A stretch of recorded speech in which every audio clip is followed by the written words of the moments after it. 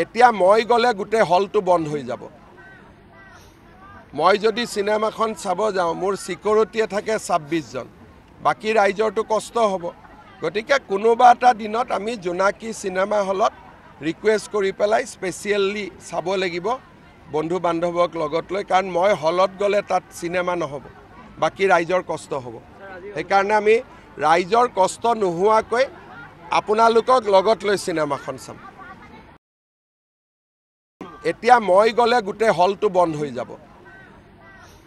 মই যদি সিনেমাখন চাব যাওঁ মোৰ সিকিউৰিটিয়ে থাকে 26 জন, বাকী ৰাইজৰটো কষ্ট হ'ব।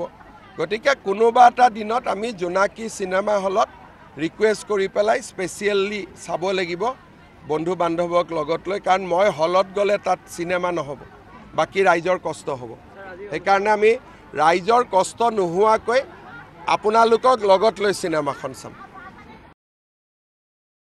এতিয়া মই গ'লে গোটেই হলটো বন্ধ হৈ যাব। মই যদি সিনেমাখন চাব যাওঁ মোৰ সিকিউৰিটিয়ে থাকে 26 জন, বাকী ৰাইজৰটো কষ্ট হ'ব।